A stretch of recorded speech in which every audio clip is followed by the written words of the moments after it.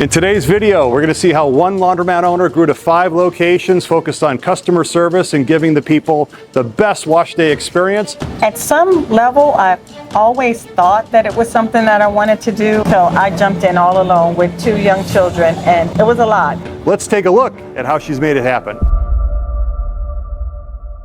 So for today's video, I'm very happy to be with one of my absolute favorite people in the entire industry. You're so sweet. Yvette Morton Williams, and she is the proprietor here at Our Best Laundry, and we're going to learn some more about Yvette, how she's become so successful in the industry, get a better chance to see what she's got going on here. So welcome. Good to have you with us. I'm so happy to be here. So happy to welcome you guys here into Our Best Laundry here, and I'm looking forward to this. And it's definitely your best laundry. This is really a spectacular place, and so we've got some history. So I'm going to kind of back up a little bit and talk about a little bit how you got into the business, what brought you to this stage in the game, and then we're going to take a closer look around here and get a sense of what all is going on. So what's the backstory? How did you get into this laundry business? Wow, totally unexpectedly. I didn't grow up and say I wanted to own a laundromat. No? I didn't know anybody that owned laundromats. We didn't really frequent laundromats when I was younger, but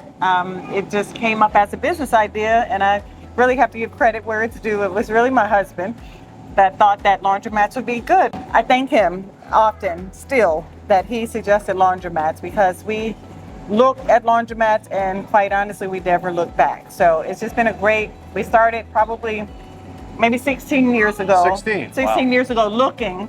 It took us about a year before we got our first place. We made the move, found a place, and it was how it was supposed to go in my head, at least all of that time. It just went really quickly. We got the first store, and it's been just awesome since then.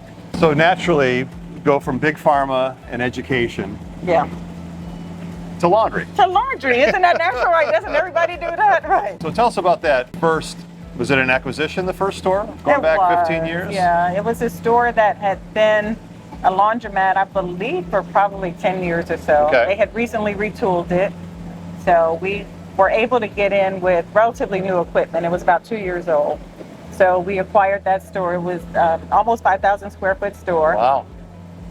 And way over my head, I thought. Yeah, it was a whole experience, and I didn't know what I was getting into at the time. So is this like culture shock coming out of corporate America to running a small business every day? It was culture shock, but it was much welcome culture shock. Okay. I had my fill, and I was ready for the next chapter. Mm-hmm. But at the time, my husband stayed in New York City while he finished his last year with the Board of Education. So I jumped in all alone with 2 young children, and it was a lot. So we're going to get to know this location really, really well. I can't wait to show you around. All right, well, tell us how this came about. This place was supposed to be store number 4. When I was looking for store number 4, I was all around here and in this plaza, and I was in negotiations with the owner at that time for another suite in this plaza. This one was available, but I was like, it's too big. I was like, this is more laundromat than I want. The other place felt like a good size, but we just were having some bumps, and it just wasn't working really well. Okay. So I said, you know what? Let's pause. So we paused. 2 years later, came back and realized that this was a good size. Like, hey, let's come to this size. And then negotiations obviously went better, and we were able to get our lease. And then we started build out, which was a long build out. It was a long time. But I think it was worth it. It feels worth it. Once it's done, you can always say it feels like it's worth it once it's finished. While you're doing it, there were some times where I'm like, what the heck did we do? So what's the square footage here? This one is 56. Wow, 5,600 square feet. Okay. Yeah. What was sort of the catalyst or the trigger to be thinking about, well, I need to be in business for myself? At some level, I always thought that it was something that I wanted to do, and I didn't have the fortune of a family member that was a business owner. I didn't have that. I always envy people who saw that, and that's what they lived. I think that is an incredible teaching ground that, you know, I had to kind of take some bumps and bruises and bump my head a few times because I just didn't have that. But I went to business school, and I think that really solidified it. Like, I'm gonna do it. I just don't know how or when, but when the pharma industry started revealing to me that that I was kind of at the end of my journey. Then we started looking. We started looking at businesses. As I mentioned before, I gave my husband the credit of Laundromats, but it wasn't the first business. I tell you, we looked at a lot of businesses. What was it about laundries that eventually sort of got your attention and started this journey? Yeah, it's interesting because I think that now people are far more familiar with laundromats, especially people that maybe don't frequent them as customers. They're far more familiar with them than I was. We didn't have the resources 15 years ago that are available now. When people ask you now, what do you love about the business? What are the first couple things that come to your mind you tell other people about? So many things. Well, I still love being inside. I still love that. And I'll tell you, when I first started, what I really loved that I had no idea I would love was the fixing of the machines. Oh my goodness, that checked off some boxes that I didn't know I needed checked off, but it was so satisfying to go into a store and see some out order signs and break out my tools and work on them and then leave there and everything was working. That was super, super satisfying in a way that doing 5-year planning isn't when you're in corporate. Like, you don't see the end of it. That was like really cool. And I love how laundromats are really about community more than most businesses. You get to know families, you get to see children. Like in 15 years, you can imagine, I've seen some mothers come in expecting, or even as children, and then go to expecting to now having like 8-year-olds or whatever on their own. It's a way that you don't get an opportunity to see, because when they're in, usually they come regularly. If you're doing things right, they come regularly. And they're going to be here for a while, you know, and you get an opportunity to interact with them and they feel connected with you. Okay, now we're out front, Our Best Laundry. Let's go take a closer look inside. All right, let's see. Great.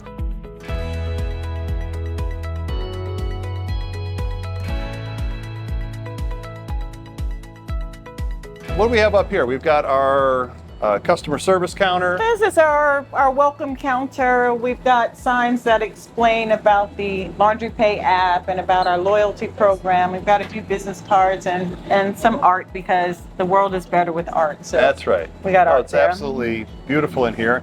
And I suppose the next step would be your payment center. Yep. You want to tell us a little bit about what we've got going on here? Sure. We've got our ATM. So people who left their cash in the bank can come here and get it out. So they get their cash here and then they can get change, break down 10s and 20s into $5 bills and then get change here from our change machine. We don't do quarters here, so the only coin that this machine dispenses are the gold dollar coins or the Susan B. Anthony dollar coins, but they can get those there. And then another sign that just explains more about the payment app. We like that many of our customers enjoy using the payment app. It makes it easier for them, I think, most of the time, and it certainly makes it easier for us. So we do like to offer the option. So not everybody likes a payment app. Not everybody likes starting machines with their mobile devices. So people like coins. They like coins, so we give them that option as well. As we come down this way, I want to just pause a second and talk about aisles, because this is about are they wide enough? I don't know if I could see you that far. We wanted to be able to bring a jet down here if we wanted to, so we made it nice and wide so nobody's bumping into each other. And I mean, it makes it super comfortable. And I see that you're vending some laundry products here through the back. Yeah, just the individual ones. We do it from a machine. The idea is that the attendants are free to clean and to interact with customers and to explain the system to them and not be tethered to selling items over a counter. So this seems to work really well. You were bragging on just how clean and nice your restrooms are. So bragging, Ryan, that's a top word, right? It makes it, you should be. I like clean bathrooms. So talk about the philosophy of doing that for your customers, and is it a differentiator? Is just something you want to do for them? Because we got families, we've got kids here, and we want to make sure that there's a very nice facility for them.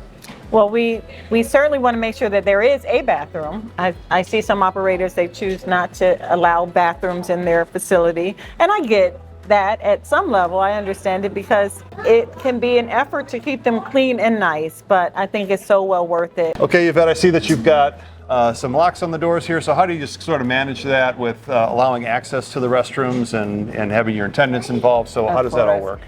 Well, they are locked, and we have fingerprint locks on many of our bathroom doors, so they require our attendants to unlock them, and probably a little bit of an inconvenience, maybe for the customers and for the attendants as well, because they may be coming back here multiple times during a shift, but it allows us to maintain a really tight control over what's going on in the restroom. We'll continue our tour. We're going to head right down the main aisle here, and we're flanked with 30-pound washers on either side. Mm-hmm. And I love seeing your logo on the touch screen. That's a very nice touch. Love it. Thank you. Yeah, Thank you. looks sharp. And again, as we saw, that we've got mobile pay activation and dollar coins. And dollar coins, so right. All machines start both ways. So. Okay.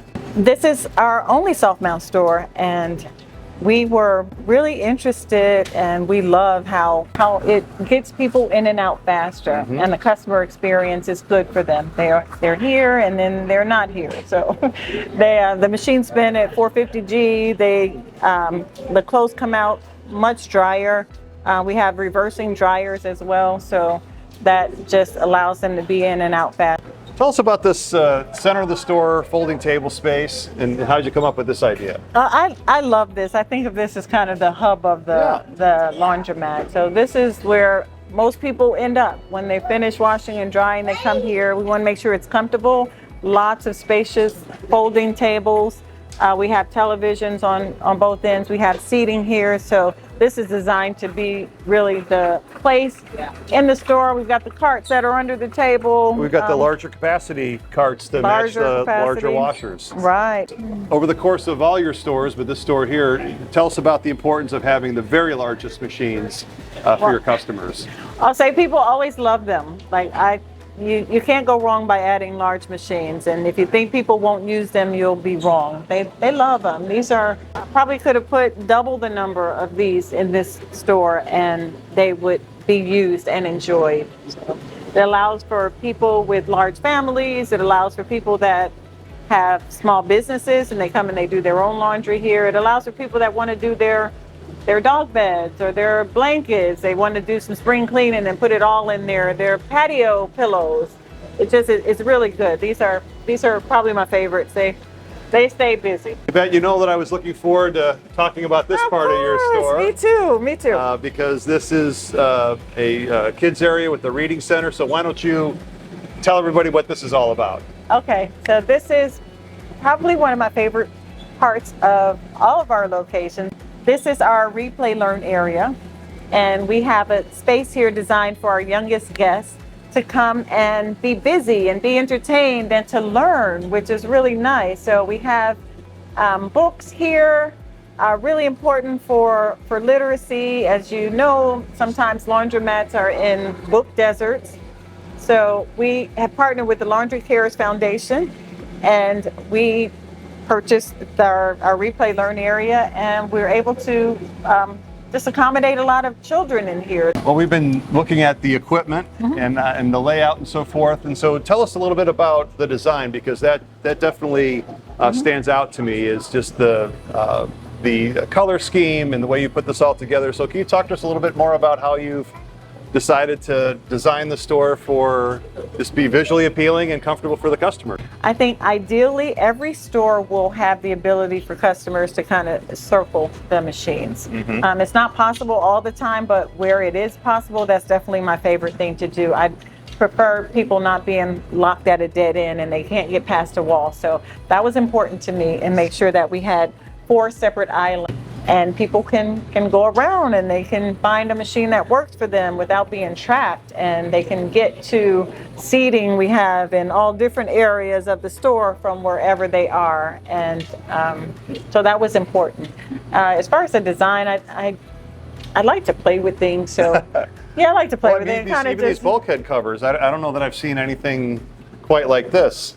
So what was your inspiration here? It was pretty, Brian. I just thought it was pretty. It's a good enough reason, yeah, it worked well and it was pretty. So I was like, well, let's go with it. And really, I chose the bulkhead first And that drove the rest of the color scheme. Yeah, it really did. I just love that. Something about that said, buy me, choose me, choose me. So I chose it, and then the colors just flowed from there. And then, and really who doesn't beautiful. want a blue accent wall someplace? Yeah, So really, really beautiful. Okay, let's take a look at your vending area for soda and snacks. Tell us about what you've got going on back here. people get hungry while they're here, and they get thirsty, and I figure, why not provide them something to eat and to drink? So I no longer do my own vending machines. I've done that in the past. We don't do that anymore. So we have a wonderful, wonderful small company that that manages this for us. Is their vending machine, and we just get a commission for them. Well, it's been an incredible tour through the inside of the store. Can we take a peek behind the dryers and see what's going on back there? Let's go behind the dryers. Great. Come on.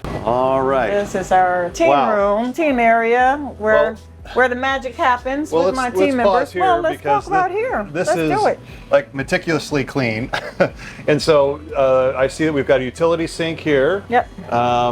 We've got instant water heaters. I love them. So tell us a little bit more about that. I think some of the stores we've seen recently have been more traditional style water heaters. So how did you come up with this solution? So we've got tankless in 4 stores, and I love them. I love them. They are super easy. They are efficient, and we have had no problems with running out of hot water at all. We have 4 in this location, and we always have instant hot water. So it's really easy to manage, and customers seem to like it. Well, they don't know, because if all goes well, customers don't have a clue what's going on back here, nor should they have to worry about that. So and really clean install. I mean, it really looks incredible. So thank you. I've got great to you on that. See our pit down there on the floor. So this is our. Is it a lint trap? This is our lint trap. So our attendants do a great job. We clean this out every day.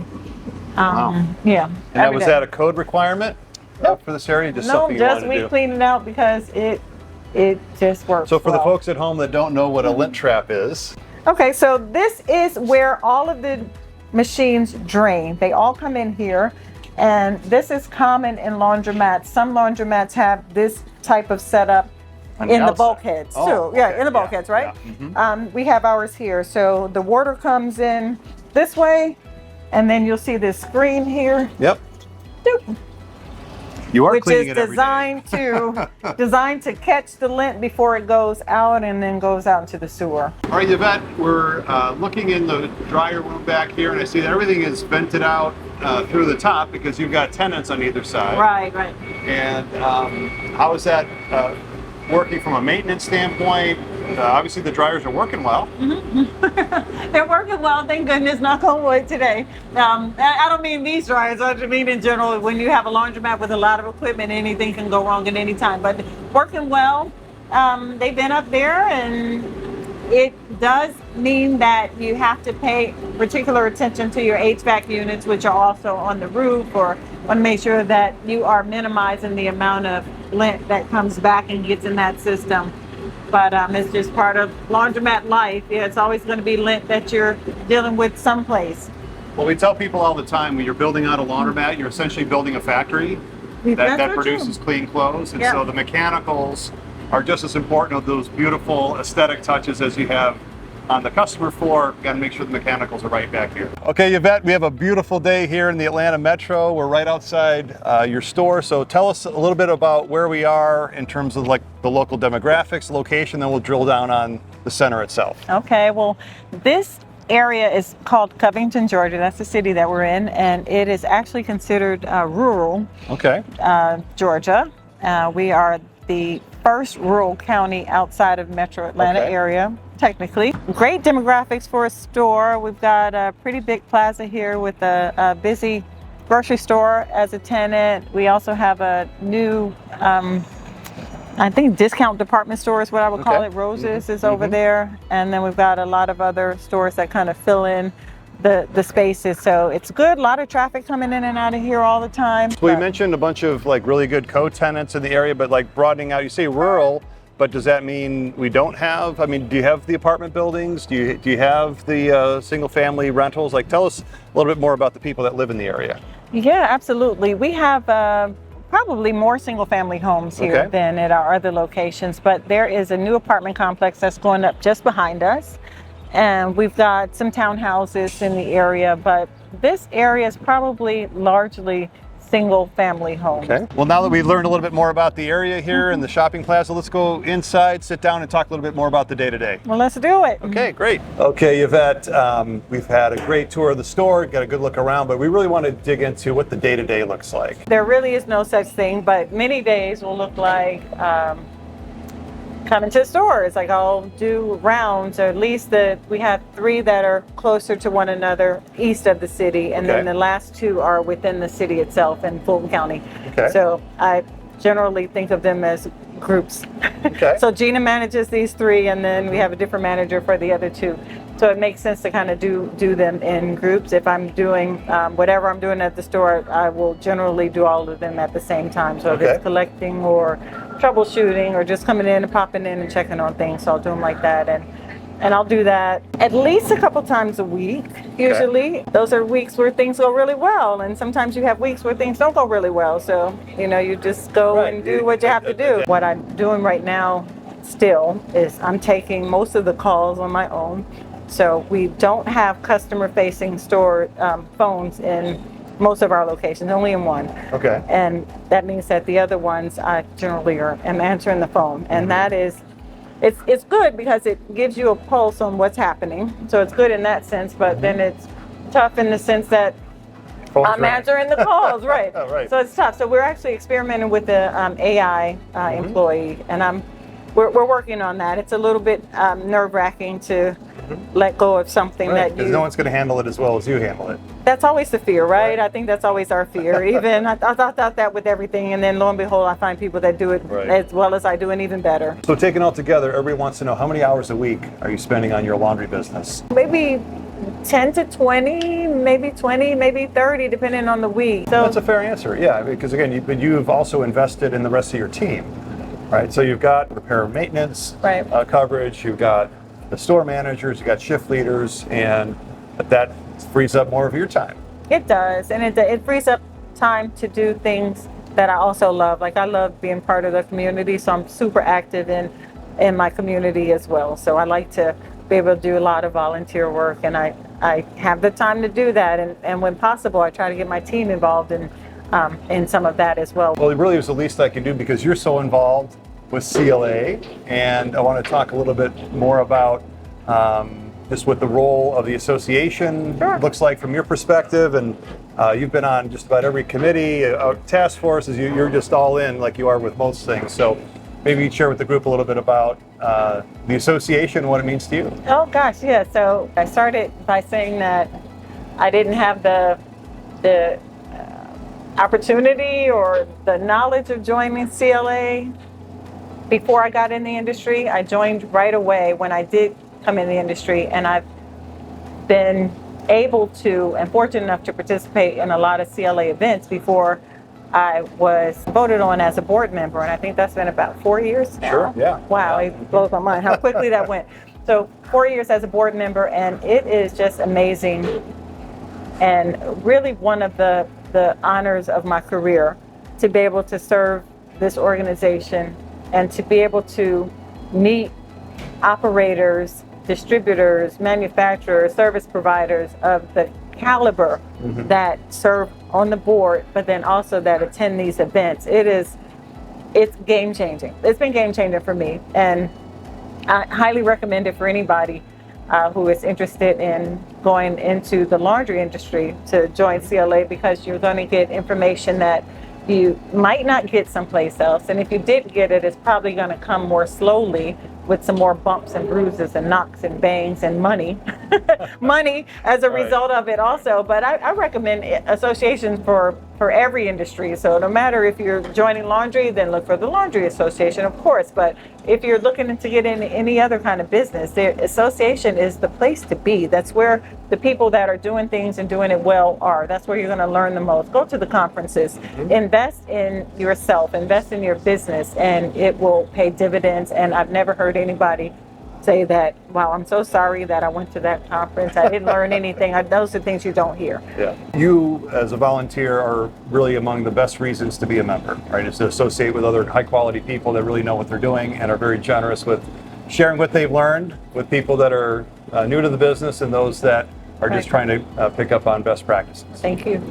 Okay, Yvette, you've been on this incredible journey. We're standing in store 5. Yep. But tell us about you originally getting into the business, because obviously it takes capital, takes resources to get started. And so how did you come up with the resources to make that first acquisition? And kind of what does that look like over the period of trying to expand and grow over time? Right. Well, Brian, I would tell you, but I have to kill you. So Okay. I'm just kidding. I'm kidding. I'll tell you. So it was a lot of savings. So we had savings. My husband and I had savings, and then with that initial store, I told you that he had retooled about 2 years before, so he still had a pretty substantial loan. Okay. So we assumed that loan. I see. So Okay. that loan plus our savings, and it was a lot of savings, but we put that together, and then we were able to get in.